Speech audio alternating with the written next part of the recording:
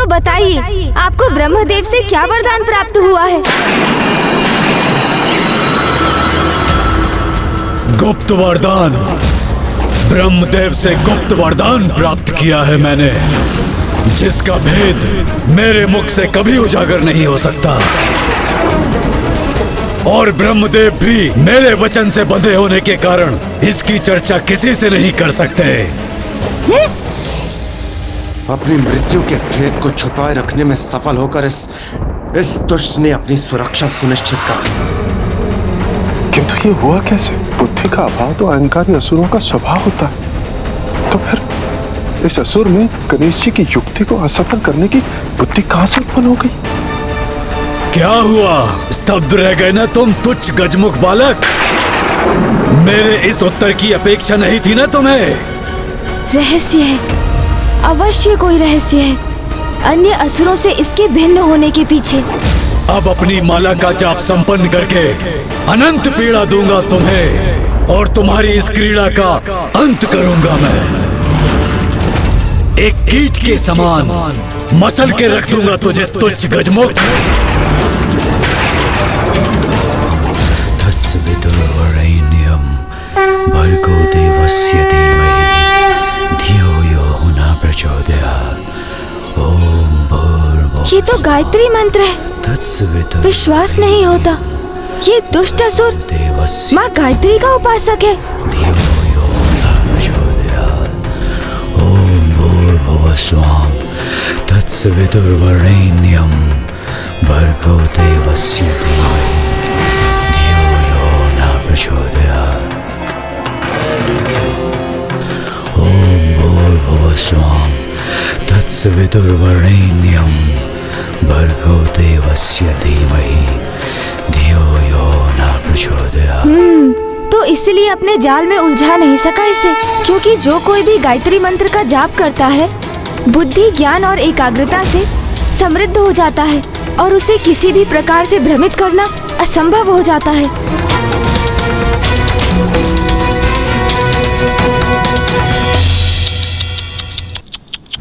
व्यर्थ हो गई ना तुम्हारी योजना तुच्छ गजमुख। क्या सोचा था तुमने? तुम्हारे जैसे तुच्छ लघुकाय बालक के बिछाए जाल में फंस जाऊंगा मैं?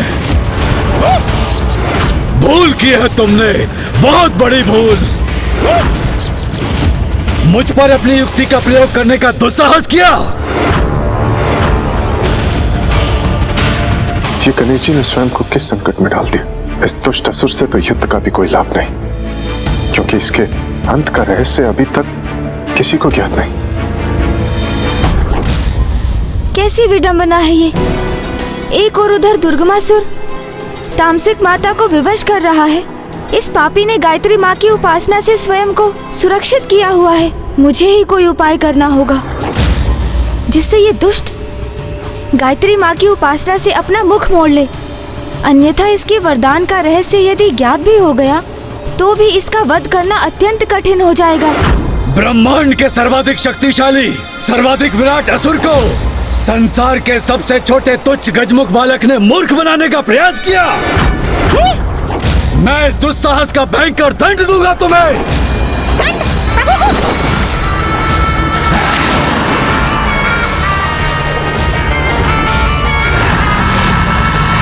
समझ गया। सर्वशक्तिशाली आप स्वयं को पुकारते अवश्य हैं सुर जी, किंतु आपको इसकी सत्यता पर संदेह है। क्या कहा तुमने? संदेह? और मुझे अपने बल पर? असंभव। अरे नहीं, संभव ही नहीं, सत्य है ये। आपको स्वयं पर ही विश्वास नहीं है और उसे मैं प्रमाणित भी कर सकता हूँ। शांत हो जाओ तुम। मुझे प्रमाण दोगे स्वयं के अविश्वास का? जो सत्य है उसे नकारने का क्या लाभ असुर जी? ये आपका स्वयं पर आपके विश्वास का ही तो परिणाम है, जिसके कारण आप माँ गायत्री की उपासना, उनका जाप करने पर विवश हैं। जाप नहीं, उपासना नहीं, मात्र अपनी माता का स्मरण कर उनकी स्मृति से प्रेरणा प्राप्त करने हेतु उनके दिए गए मंत्र का पाठ भर करता हूँ मैं। ओह, तो आपको ये भी ज्ञात नहीं कि जिस बल का बखान आप कर रहे हैं वो माता आदि शक्ति के गायत्री माता के स्वरूप के आशीष का ही परिणाम है जो आपको उनकी उपासना से प्राप्त हुआ है। और मुझे तो गायत्री माता स्पष्ट दिखाई भी दे रही है। हाँ, आपको आशीष देते हुए। कहाँ है गायत्री माता?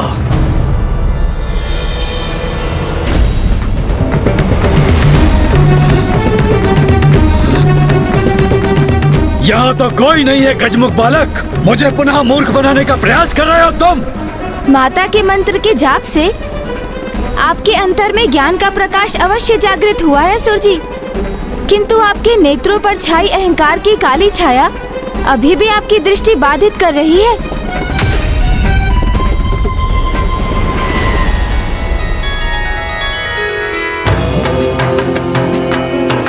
ओम भूर्भुवः स्वः तत्सवितुर्वरेण्यम्।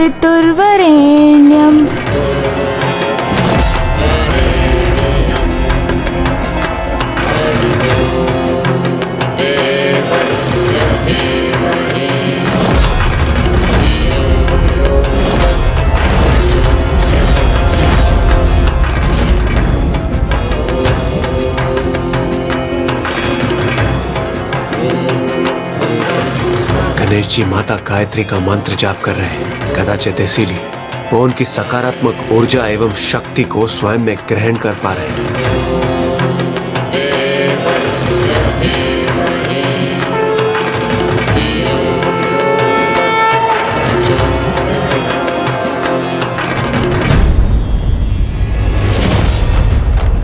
इसी मंत्र का जाप करते हैं ना आप असुर जी? वैदिक मंत्रों में सर्वोच्च है जिसका स्थान, सर्वाधिक है जिसकी महिमा, और जब भी आप इसका पाठ करते हैं तो आप ज्ञान के प्रकाश को पाने के सन्मार्ग पर चलने की प्रार्थना करते हैं। ये कैसा दोहरा आचरण है आपका असुर जी? जिन माता आदि शक्ति का विरोध कर उनसे युद्ध करने की आप इच्छा प्रकट कर रहे हैं, उन्हीं की पूजा कर उनसे बल प्राप्त करते हैं। भले ही दंभवश उनकी शक्ति की सत्ता को तो आप स्वीकार नहीं करते, किंतु अवश्य ही भीतर उनको स्वयं से श्रेष्ठ मानकर उनकी पूजा भी करते हैं आप। कैसा परिहास है ये तुम्हारा बालक?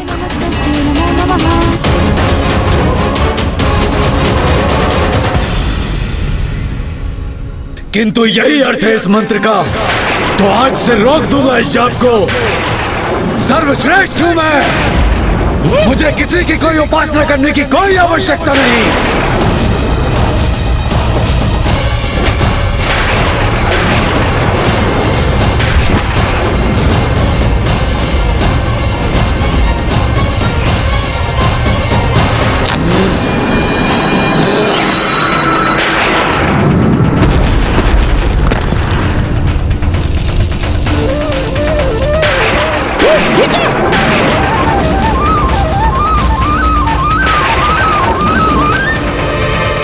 सत्य है, विनाश काले विपरीत बुद्धि। यह भी ज्ञात नहीं इस मूर्ख असुर को कि मंत्र के जाप से प्राप्त संपूर्ण शक्ति भक्त की जाप माला में ही संचित होती है।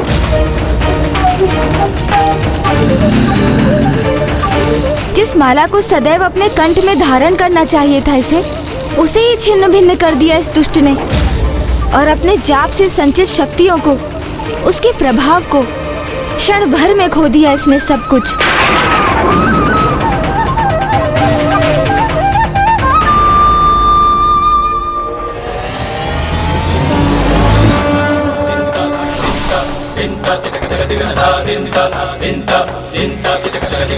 अब तक जो भी सकारात्मक ऊर्जा एवं शक्ति इसे प्राप्त थी वो मंत्र जाप की माला तोड़कर खो दी इसने।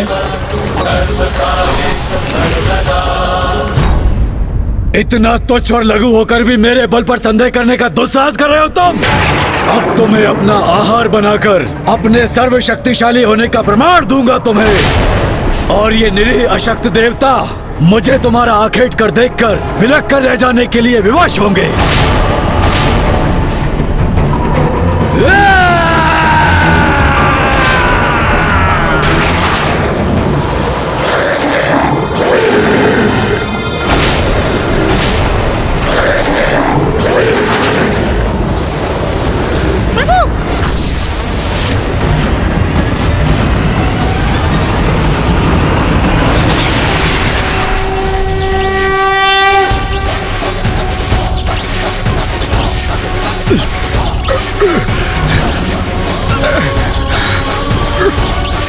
अद्भुत है प्रथम पूज्य गणेश जी की शक्ति।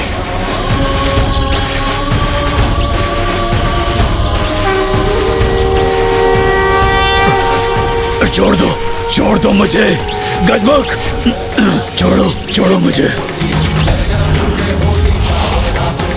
लो छोड़ दिया।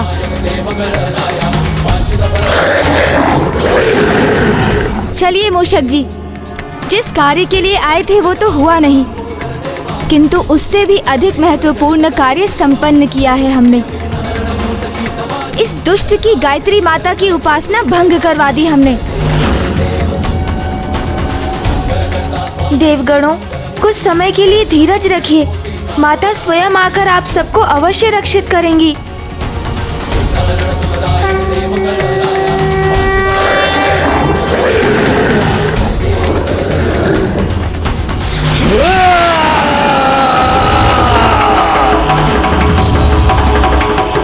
प्रस्थान कहाँ कर रहे हो गजमुख बालक? अभी ये क्रीड़ा शेष है, क्योंकि एक मच्छर अगर सिंह को डंक मारने में सफल हो जाए तो वो सिर नहीं हो जाता।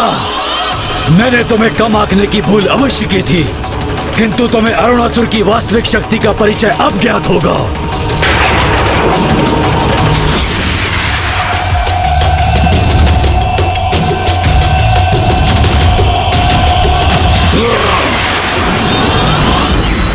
हट जाइए मेरे मार्ग से असुर जी।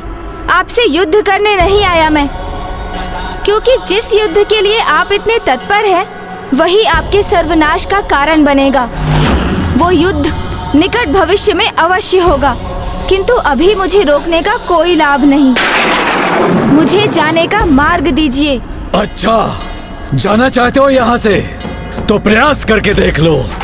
तुम्हारा भाग्य यहाँ तुम्हारी मृत्यु के लिए लेके आया है, जो मेरे द्वारा नियत है। तो जाओ। यदि गणेश जी आगे बढ़े तो वो संकट में आ जाएंगे। यहाँ से बाहर जाने वाले मार्ग में तो इस असुर ने भयंकर जाल बिछा रखे। हमें कैसे भी गणेश जी को सावधान करना होगा। थल और आकाश दोनों मार्ग से भीषण लावे का संकट है। गणेश जी, गणेश जी, गणेश जी, गणेश जी।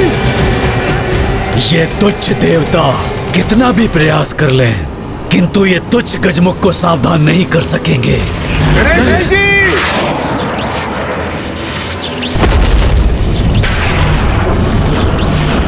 ये मूर्ख असुर कर क्या रहा है? अरे ये तो हमारे ही स्वर को बाधित करने का प्रयास कर रहा है। यहाँ से लौटने के पूर्व यदि मैं देवताओं को मुक्त करा सकता तो और अच्छा होता, किंतु यदि माँ ने मुझे इसका आदेश नहीं दिया था तो इसका यही अर्थ है कि ये शुभ कार्य उनके द्वारा ही होगा। वो स्वयं इस दुष्ट का वध कर देवताओं को मुक्त कराएंगी। इस प्रकार नहीं तो उस प्रकार ही सही, किंतु अंत तो तुम्हारा आज ही होकर रहेगा तुच्छ गजमुख। आकार ही कितना है तुम्हारा, इसलिए तुम अपनी मृत्यु के लिए उबलते लावा का चुनावरण करो अथवा धधकती अग्नि का। दोनों ही क्षण भर में तुम्हारा अस्तित्व मिटा देंगे।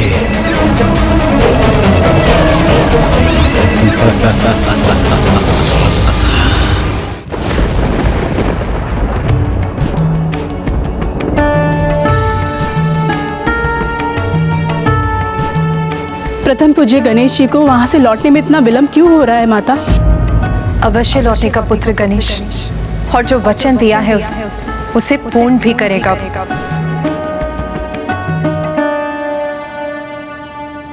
माँ को गणेश पर पूर्ण विश्वास है, किंतु मैं अपनी चिंता कैसे शांत करूं? कदाचित मुझे वहां जाकर देखना चाहिए कि कहीं अनुज गणेश किसी कठिनाई में तो नहीं।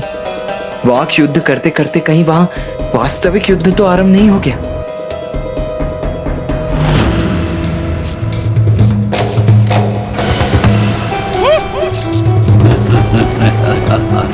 अब कुछ ही पल शेष हैं इस तुच्छ गजमुख के जीवन के।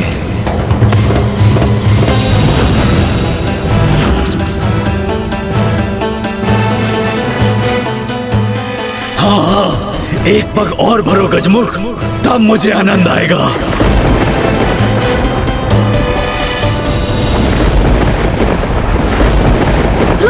मूषक जी! क्या हुआ प्रभु?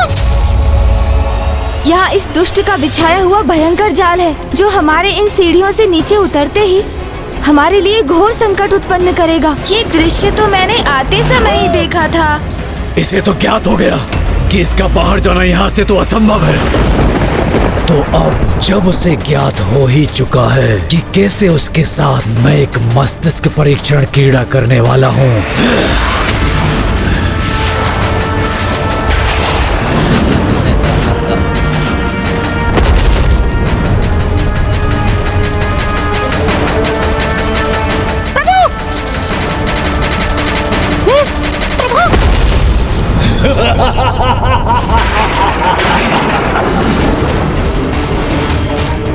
अब तुम्हारे समक्ष दो ही मार्ग हैं। प्रथम, मुझसे युद्ध कर अपनी मृत्यु स्वीकार करो, अथवा यहाँ से जाने की चेष्टा करो।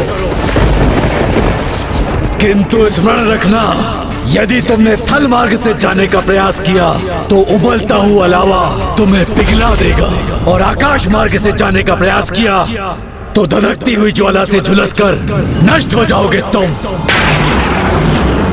तुम्हारे जैसे छोटे गजमुख को यहाँ आने से पूर्व अनेक बार विचार करना चाहिए था। जब से मैं यहाँ आया हूँ, आप मुझे तुच्छ पुकारकर मुझे स्वयं से निम्न प्रमाणित करने की चेष्टा कर रहे हैं। अपने विशाल काय आकार को लेकर इतना अहंकार क्यों है आपको? आकार ही किसी के सामर्थ्य का सूचक क्यों है आपके लिए? उचित कहा प्रभु। हाँ, ये भी सत्य है कि कुछ स्थिति में आकार सर्वाधिक महत्वपूर्ण अवश्य हो जाता है, जैसे इस समय मेरे नहीं तुम्हारे इस साम्राज्य के लिए।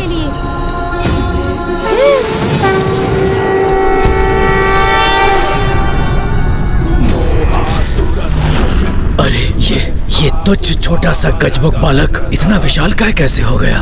ओम गजाननं भूतागणाधिसेवितं। प्रभु!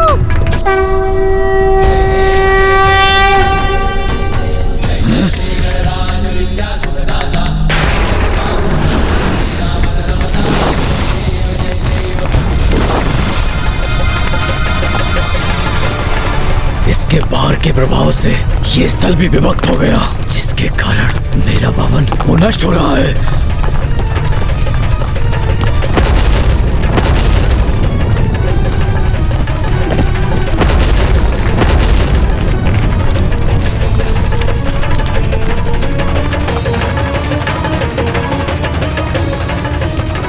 अंततः गणेश जी ने इस दुष्ट को अपनी वास्तविक शक्ति का परिचय दे ही दिया।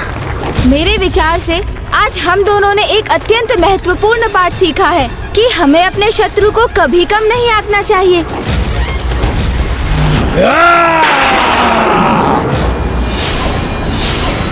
अरे तुच्छ देवताओं, तुम कहाँ मक्षिकाओं के समान उड़े जा रहे हो? तुम्हें तो कीट पतंगों के समान अपने पैरों में दबा के रखूंगा।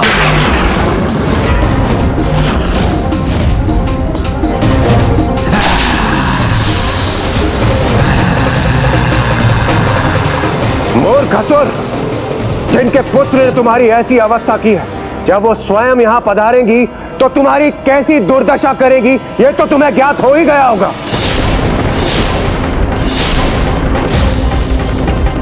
ये सब क्या है गणेश?